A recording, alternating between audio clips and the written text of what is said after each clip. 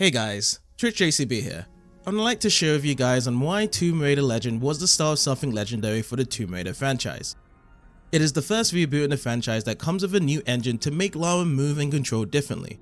This was the biggest point for me, as I can finally move Lara around freely without needing to feel the problems of the controls that suffered from the previous games.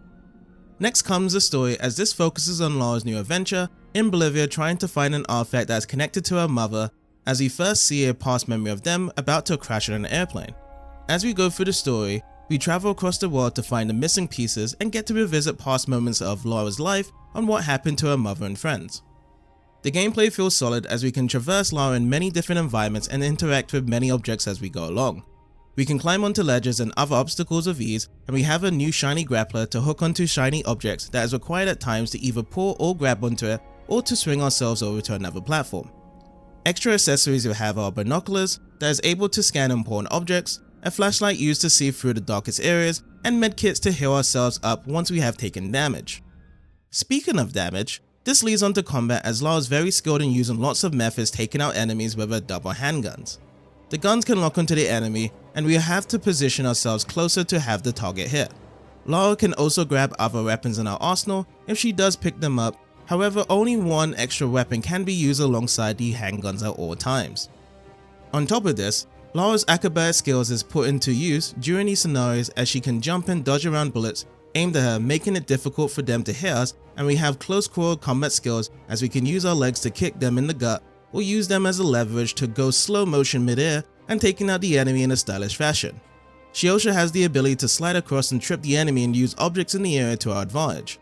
Most of these skills don't work across the wild animals we do encounter, as we can only just shoot and dodge their strikes. The other part of the gameplay will be testing our skills into lots of different puzzles. It varies, as some could be completed in seconds and others could take a few minutes. There are hints to help us, as we can use the binocular to point at certain objects, and sometimes Lara is saying what needs to be done. I must admit, I did take a longer time with some of these puzzles, but in the end I can understand that these puzzles flow really well with the levels and can be done faster once knowing how to do it. There are quick time events that happen at certain points, as we'll need to input the correct buttons when prompted on the screen to proceed on through. Sometimes they come from out of the blue, so we'll need to be on alert when this happens. Another event would be Lara's skills of being able to use vehicles with ease, as we come across a couple of motorbike scenes. These parts focus on Lara's persistence of being able to get the job done. We get to drive the motorbike while shooting down enemies that are attempting to stop us. In addition, at times we are needed to dodge objects and navigate ourselves towards the right path. Lara is well equipped with making many friends and foes from all around the world, as she knows several different languages. If there is a language barrier, she would be able to speak loud and clear with her actions, as she is confident and always in control.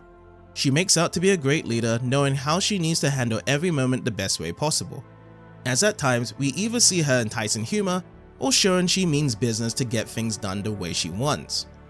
Even though Lara ventures out through these stages solo, she does have her friends Zip and Alistair that tags along in the intercoms for these missions. They either give her a second opinion on what's happening, or having them enjoy the crazy moments that Lara gets herself into. The boss fights are done really well, as each of them makes use of our weapons, quick wits, and athletic skills in order to complete them. The best one is saved for the final boss, as we are able to use the completed version of the artifact that we have been chasing around for the entire game, as we get to feel unstoppable taking out the bad guys in the end.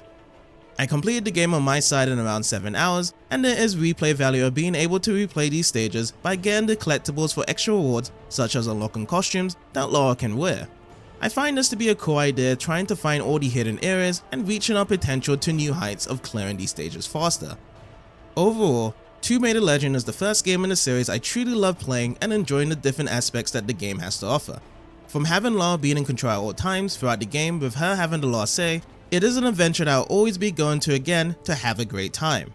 If any of you guys have any experiences with this game, feel free to share in the comments, and I hope you have a wonderful day.